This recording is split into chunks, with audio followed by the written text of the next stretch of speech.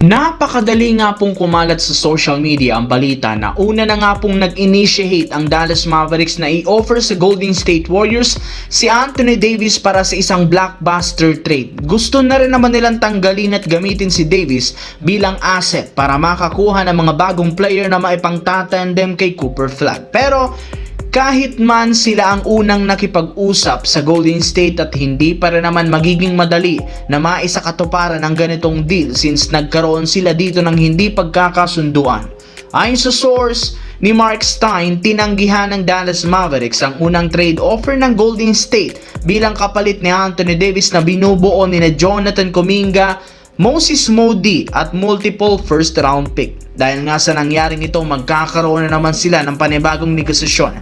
Mas gusto ng Mavericks na makakuha dito ng mas maraming batang player at draft pick bilang kapalit ni Davis, kaya mukhang matatagalan ang dalawang team bago sila magkasundo sa gagawing blockbuster trade. Samantala, simula sa pagiging isang championship contender ng Los Angeles Lakers sa umpisa ng regular season, unti-unti na nga pong nawawalan ng tiwala sa kanilang team ang mga fans at analysts matapos ang malalamyang performance sa depensa laban sa mas malalakas na team. At isa sa mga itinuturong kahinaan, si Austin Reeves na liability nga sa depensa sa tuwing sabay silang naglalaro ni Luka Doncic. Kaya malinaw, hindi sila pwedeng magsama sa kanilang backcourt ng sabay gayong lalamunin sila ng kalaban. Kaya upang mailigtas ng Lakers at si Luka Doncic sa ganitong klaseng problema, balak ng front office i-trade si Austin Reeves as soon as possible bago ang trade deadline.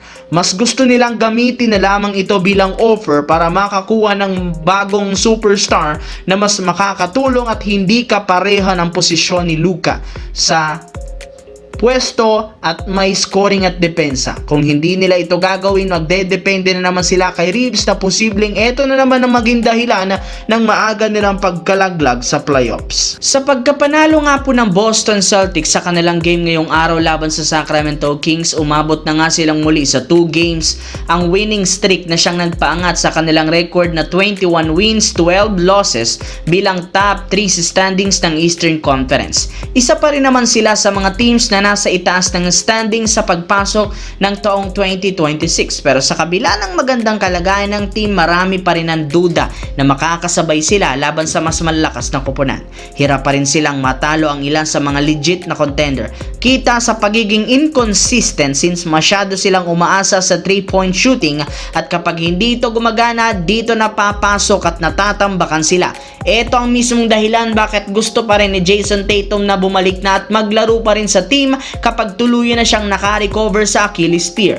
Balak niyang isalba, iligtas sa kanyang kupunan ngayon lalo sa playoffs. Alam naman nga ninyo, bigla nga pong nagbabago ang laro ng mga teams lalo sa physicality sa playoffs, kaya kailangan talaga ng bawat kupunan ng presensya lalo ng Boston Celtics kung gusto mo nilang mag-compete sa Eastern Conference.